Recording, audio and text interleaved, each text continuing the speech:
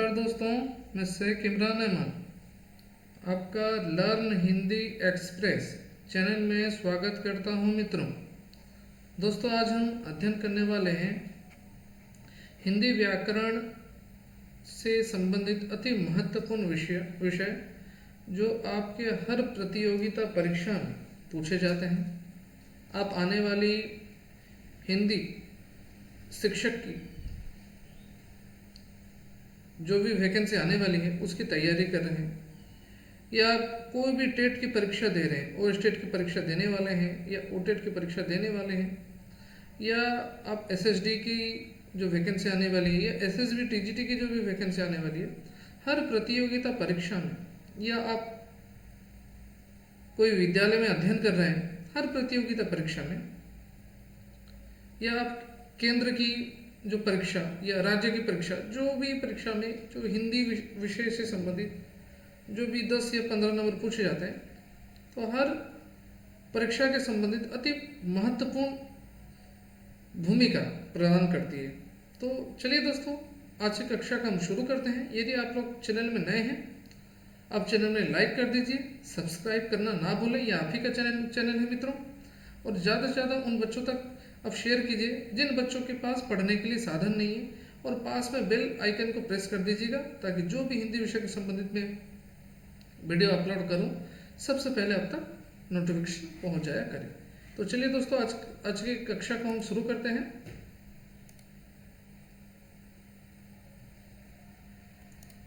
दोस्तों देखिए, आज हम अध्ययन करने वाले हैं हिंदी व्याकरण से संबंधित अति महत्वपूर्ण विषय को, काल। हमने इससे पहले क्रिया समाप्त कर दिया है। यदि आप लोगों ने क्रिया की वीडियो नहीं देखा है, क्रिया की वीडियो जाकर देखिएगा। क्रिया से संबंधित काल है, आप आसानी से समझ पाएंगे। ठीक है, अभी देखिए काल से संबंधित महत्वपूर्ण प्रश्नों को देखेंगे, किस तरह आपके आने वाली परीक्षा में पूछे जा सकते हैं। ठीक है, देखिए काल में हम तीनों काल है, 3 काल से संबंधित प्रश्न है, उसे देखेंगे। ठीक है, अच्छा सर्वप्रथम याद रखिए काल हम किसे कहेंगे, जो काल किसे कहते हैं, ये चीजें आप याद रखिएगा। काल अर्थात जो क्रिया के जो भी रूप, जिस रूप से उसके घटित होने के मतलब क्रिया जो काम हो रही होगी, जो चीजें काम हो रही है, जब काम हो रही है, काम किस समय हो रही है, या काम किस समय हो रही है, या काम हो चुकी है, या काम होने वाली है, उसे ही हम कहेंगे काल। यदि हम परिभाषा के आधार पर यदि हम देखें तो काल हम कहेंगे काल वह है क्रिया के जिस रूप से उसके घटित उसके घटित होने के समय, जो चीज़ें घटित हो रही होगी, ठीक है, घटित होने के समय का बोध हो, अर्थात यह पता चले क्रिया अभी हो रही है, काम अभी हो रही है, या काम हो चुकी है, या काम होने वाली है, उसे बच्चों हम लोग कहेंगे काल। ठीक है, मुझे उम्मीद है आप सभी को ये चीज़ें समझ में आई होंगी। और काल के कितने भेद हैं हमें याद रखना है। काल के 3 भेद हैं। ठीक है, कौन कौन भेद है? भूतकाल, वर्तमान काल, भविष्यत काल। ठीक है, मुझे उम्मीद है आप सभी को चीज़ें समझ में आ गई होगी। भूतकाल अर्थात पास्ट टेंस, वर्तमान काल अर्थात प्रेजेंट टेंस, भविष्यत काल अर्थात फ्यूचर टेंस। ठीक है, चलिए मित्रों, आज एक आगे की हम प्रश्नों को देखते हैं। ठीक है, देखिए काल अर्थात, देखिए काल अर्थात समय। संक्षिप्त में याद रखिए, काल मतलब क्या, समय को बताया जाता है। काल के प्रकार हैं, पूछे गए हैं प्रश्न, काल के कितने प्रकार हैं? 2 हैं, 4 हैं, 3 हैं, या 5 हैं? बताइए जल्दी जल्दी प्रश्न को, इस प्रश्न का उत्तर देने का प्रयास कीजिए दोस्तों। काल के कितने प्रकार हैं बताइए।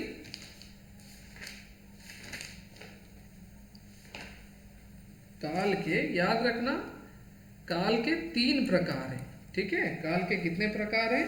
काल के 3 प्रकार हैं।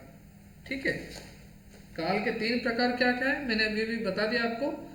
पहला क्या है? भूतकाल, दूसरा है वर्तमान काल, तीसरा है भविष्यत काल। ठीक है, तो चलिए दोस्तों आगे के प्रश्न को देखते हैं। काल का तात्पर्य किससे है? घटना, असमय, इतिहास या समय? बताइए। अभी अभी इस प्रश्न का उत्तर मैंने दिया है। इस प्रश्न का उत्तर बताइए क्या होगा। काल का तात्पर्य किससे है? समय से है, याद रखना, समय से। 2 का डी होगा उत्तर। आगे 3 काल के नाम पूछे गए हैं। 3 काल के नाम पूछे गए हैं। मुझे उम्मीद है आप ये प्रश्नों का उत्तर आप आराम से बता देंगे, क्योंकि अभी अभी हमने डिस्कशन किया। 3 काल के नाम क्या है? पहला याद रखिए भूतकाल, दूसरा वर्तमान काल, तीसरा भविष्य काल। याद रखना 3 नंबर का होगा उत्तर बी। आगे बढ़ते हैं। देखिए एक उदाहरण दी गई है और पूछे गए हैं ये कौन सा काल है। ठीक है। रमेश ने पुस्तक पढ़ी, किस काल में है? आपको हिंट्स दे रहा हूँ, यहाँ पे ने का प्रयोग हुआ है। ठीक है। रमेश ने पुस्तक पढ़ ली, अर्थात पूछा गया प्रश्न रमेश पुस्तक पढ़ चुका है। ठीक है। बताइए क्या होगा 4 नंबर का? 4 नंबर का होगा ए, सामान्य भूत, अर्थात काम हो चुकी है। काम हो चुकी है, लेकिन काम किस समय हुई है ये पता नहीं। ठीक है। तो ये किस में आ जाएंगे? सामान्य भूत में आ जाएंगे। ठीक है। आगे बढ़ते हैं। 4 नंबर का ए होगा इसका उत्तर। 5 नंबर का आपको बताना है क्या होगा। ध्यानपूर्वक उत्तर प्रश्नों को पढ़िए। जिन क्रियाओं का व्यापार अभी चल रहा है, मतलब जो काम कंटिन्यूसली रूप में अर्थात निरंतर रूप में कार्य चल रही है, तो इसे आपको पूछे गए प्रश्न जो ये पूछा गया है आपको, ये कौन सा काल है पूछा गया। याद रखना 5 का सी, वर्तमान काल। ठीक है। आगे बढ़ते हैं हम। 6 नंबर, हम सब खेलने जाएंगे, वह किस काल में? संदिग्ध वर्तमान, संभाव्य वर्तमान, संदिग्ध भूत या सामान्य भविष्य? हम सब खेलने जाएंगे पूछा गया। हम सब खेलने जाएंगे, अर्थात हम सब खेलने गए नहीं हैं। ठीक है। हम सब खेलने जाएंगे, अर्थात ये हो जाएगा सामान्य भविष्य, सामान्य भविष्य। ठीक है। आगे बढ़ते हैं। 7 नंबर बताइए। गीता ने चित्र डैश बनाना संदिग्ध भूत में होगा। संदिग्ध भूत में आपको परिवर्तन करना है। गीता ने चित्र क्या होगा? 7 नंबर का बनाया होगा। गीता ने चित्र बनाया होगा, मतलब गीता ने चित्र बना चुकी होगी। ठीक है। तो किस में आएंगे? याद रखना बनाया होगा तो उत्तर है, लेकिन किस में? ये आपके संदिग्ध भूतकाल में होगा, ये याद रखिएगा। ठीक है। गीता ने चित्र बनाया होगा, मतलब डाउट है बताया जा रहा। हाँ, गीता चित्र बना चुकी है, बनाया होगा उसने। ठीक है। 8 नंबर का भी बताइएगा। अपूर्ण वर्तमान काल का एक वाक्य। अपूर्ण वर्तमान काल अर्थात अधूरा, जो वाक्य समाप्त मतलब समाप्त हुई नहीं है। ठीक है। उसे अपूर्ण वर्तमान काल कहते हैं। 8 नंबर का उत्तर बताइए। 8 नंबर का क्या होगा? शिक्षक पढ़ा रहे हैं। शिक्षक पढ़ा रहे हैं, मतलब शिक्षक पढ़ा रहे हैं, शिक्षक पढ़ाने का काम कंप्लीट हुआ है या कार्य समाप्त हो गई है, कुछ बताया नहीं गया है। बोला कि शिक्षक पढ़ा रहे हैं, काम निरंतर रूप में चल रही है, अर्थात ये अपूर्ण वर्तमान काल में हो जाएगा इसका उत्तर। ठीक है। अपूर्ण वर्तमान काल का एक वाक्य है। 8 नंबर का डी होगा, शिक्षक पढ़ा रहे हैं। आगे बढ़ते हैं। 9 नंबर, हेतु मध्य भूत काल में कौन सा वाक्य है? हेतु मध्य भूत काल में कौन सा वाक्य होगा? 9 नंबर का, वह पढ़ता तो पास हो जाता। याद रखना ये हेतु मध्य भूत काल में होगा। वह पढ़ता तो पास हो जाता, यदि वो पढ़ता तो पास हो जाता। ये हेतु मध्य भूत काल में आएंगे। ठीक है। मतलब इसमें एक कार्य, मतलब एक कार्य दूसरे कार्य के ऊपर निर्भर करता है। ठीक है। एक क्रिया दूसरे क्रिया के ऊपर निर्भर करता है, तो ये हेतु मजबूत काल है। ठीक है। मुझे उम्मीद है आपको ये चीजें समझ में आ रही होंगी।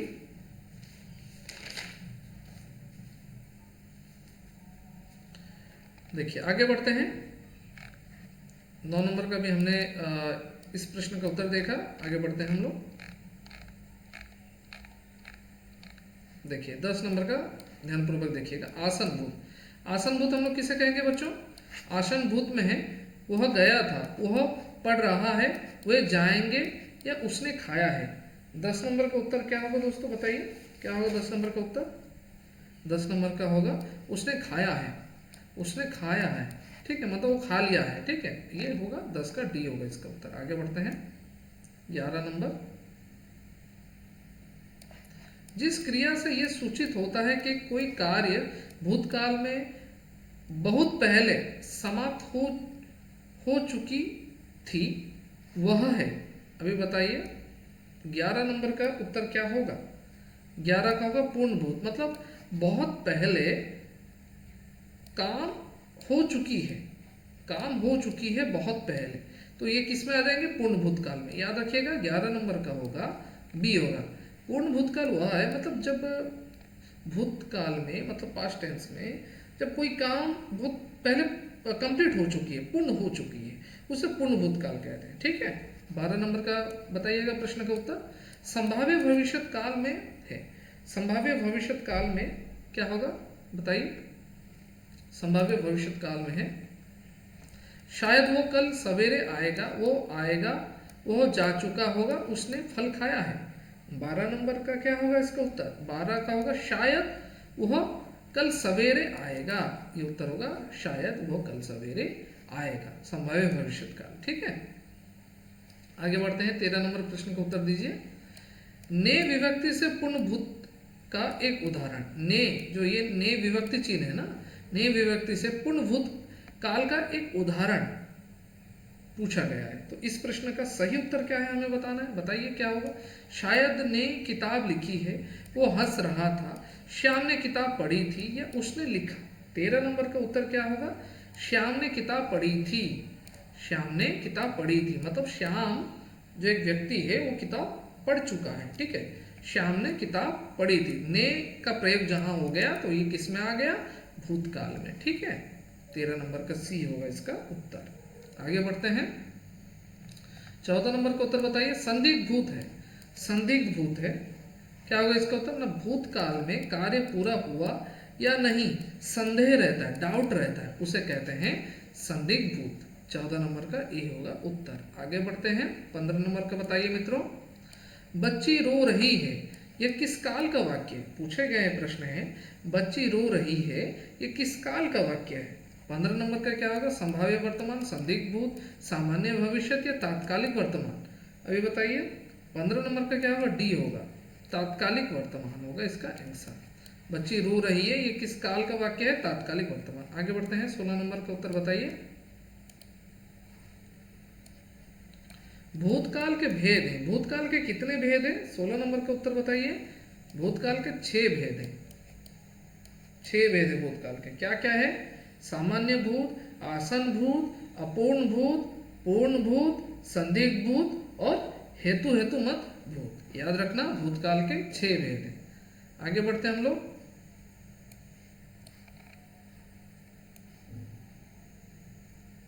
सत्रह नंबर का उत्तर दीजिए प्रश्नों का, ध्यानपूर्वक प्रश्नों को पढ़िए। ने प्रयोग कर हेतु हेतु मत भूत में लिखना है। ने का प्रयोग करना है और हेतु हेतु मत भूतकाल में लिखना है। बताइए कौन से वाक्य सही है?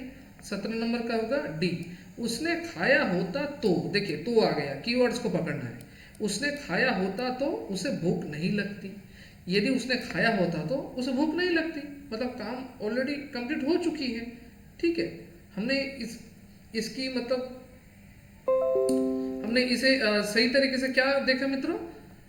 हमने ये देखा जो काम कंप्लीट हो चुकी है लेकिन उसने खाया होता तो उसे भूख नहीं लगती। एक कार्य दूसरे कार्य के ऊपर डिपेंड रहती है। ठीक है, और काम क्या ऑलरेडी हो चुकी है, तो ये हो जाएगा हेतु हेतु मत भूतकाल में। 17 नंबर का होगा डी इसका उत्तर है। ठीक है, आगे बढ़ते हैं। 18 संभव है सुरेश परसों आ जाए, संभव है सुरेश परसों आ जाए। बताइए 18 नंबर का उत्तर क्या होगा मित्रों? 18 का सी, संभाव्य भविष्य, संभाव्य भविष्य। संभव है सुरेश परसों आ जाए, 18 का सी होगा उत्तर। आगे 19 नंबर का बताइए। हेतु हेतु मत भविष्य का वाक्य कौन सा होगा? ध्यानपूर्वक देखिए मित्रों 19 नंबर का। सीता गाना गा रही थी, वे पढ़ेंगे वो खाएंगे भी, लड़के ने खाना खाया, वे आए तो हम उनके साथ जाएं। 19 नंबर का उत्तर क्या होगा? वे आए तो हम उनके साथ जाएं। भविष्य पूछा है, हेतु हेतु मत भूतकाल नहीं पूछा है, कंफ्यूज मत होइएगा। हेतु हेतु मत भविष्य पूछा गया है। वो वे आए तो हम उनके साथ जाएं, यदि वो आएंगे तो हम उनके साथ जाएंगे। ठीक है, भविष्य में पूछा गया, फ्यूचर में। आगे बढ़ते हैं। 20 नंबर का उत्तर बताइए। वो देखता है, इसे संदिग्ध वर्तमान में परिवर्तन करना है। वह देखता है, इसे संदिग्ध वर्तमान काल में परिवर्तन करना है। 20 नंबर का उत्तर क्या है? वह देखता होगा। वह क्या है? देखता होगा, होगा भी लगा है, ठीक है। यहाँ पे वर्तमान काल में पूछा है इसने। आगे बढ़ते हैं, 21 नंबर का उत्तर बताइए। वह कल घर जाएगी, संभाव्य भविष्य में परिवर्तन करना है हमें। वह कल घर जाएगी, बताइए इसका क्या होगा उत्तर 21 नंबर का? वो कल नहीं परसों आएगी, असंभव है वो न आए, वो घर जाएगी, या संभव है वो कल घर आए। बताइए 21 नंबर का उत्तर क्या है? 21 नंबर का है उत्तर डी, संभव है वो कल घर आए, ठीक है। 21 नंबर का होगा डी उत्तर। आगे बढ़ते हैं हम सभी। देखिए प्रश्नों को ध्यानपूर्वक पढ़िए। वो आए तो मैं जाऊं, इस प्रकार का और एक वाक्य हमें लिखना है। 22 नंबर का उत्तर क्या होगा? सीता आए तो मैं जाऊं। वह आए तो मैं जाऊं, इस प्रकार का और वाक्य लिखना है। सीता आए तो मैं जाऊं, यदि सीता आएगी तो मैं जाऊंगा, ठीक है। तो 21 का 21 बोल रहा हूँ, 22 का ए होगा, ठीक है। आगे बढ़ते हैं, 23 नंबर का बताइए। गीता खेल रही थी, इस अपूर्ण भूत का वाक्य आसन भूत में परिवर्तन करना है। क्या होगा 23 नंबर का उत्तर? गीता खेली है, गीता खेली है, 23 का बी होगा। आगे बढ़ते हैं,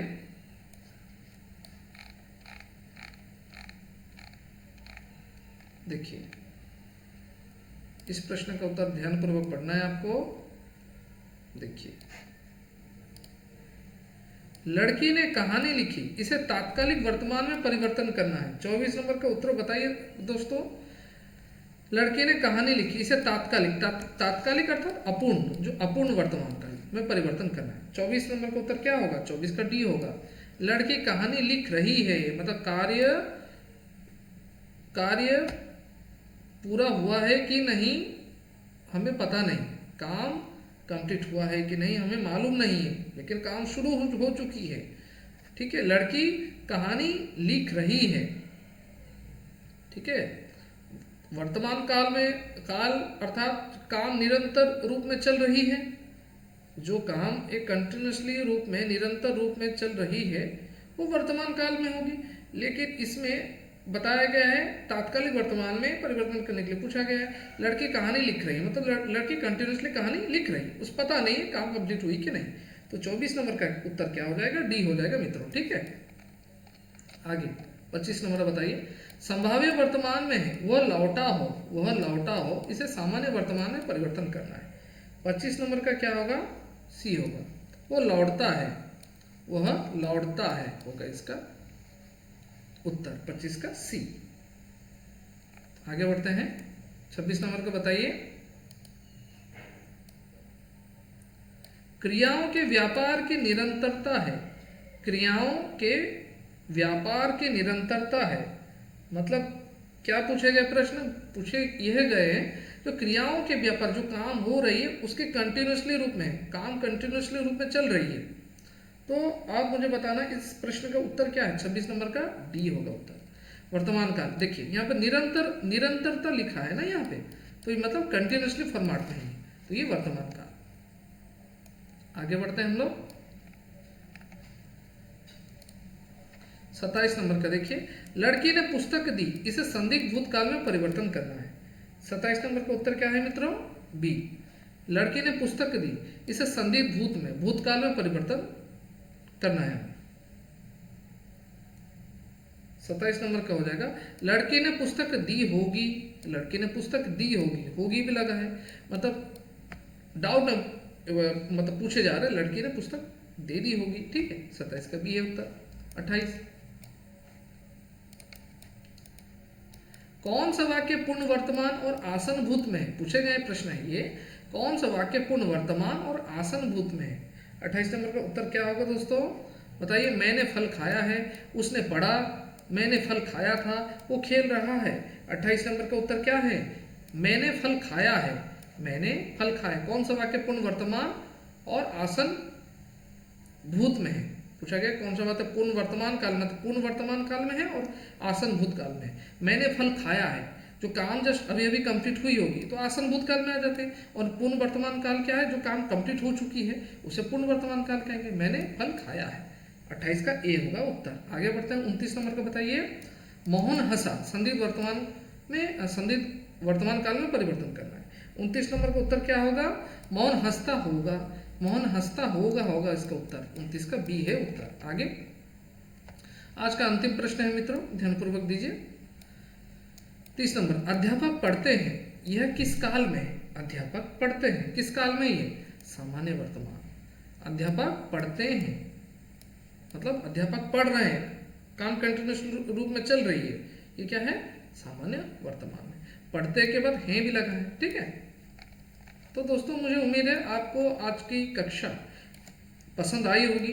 यदि आज की कक्षा आपको अच्छी लगी है, आप ज़्यादा से ज़्यादा अपने मित्रों को शेयर कर दीजिए। जो बच्चे तैयारी कर रहे हैं आने वाली वैकेंसी की, उन सभी बच्चों तक आप शेयर कीजिए, क्योंकि मित्रों हम आपके लिए परिश्रम कर रहे हैं। ये आप ही का चैनल है, शेयर करना, लाइक करना, सब्सक्राइब करना, ये आप ही का चैनल है। ये आपको बच्चों को शेयर करना है, आपको सब्सक्राइब करना है, बच्चों को शेयर करना है। ये मुझे बोलना ना पड़े, ठीक है मित्रों।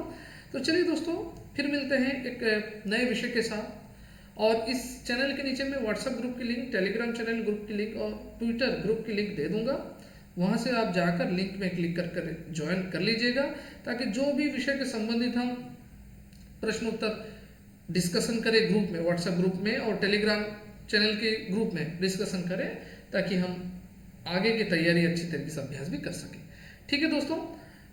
तो दोस्तों चलिए आज की कक्षा को हम यहीं पे पूर्ण विराम देते हैं, यहीं पे समाप्त करते हैं। फिर मिलते हैं नए विषय के साथ। यहाँ पे मुझे अनुमति दीजिए।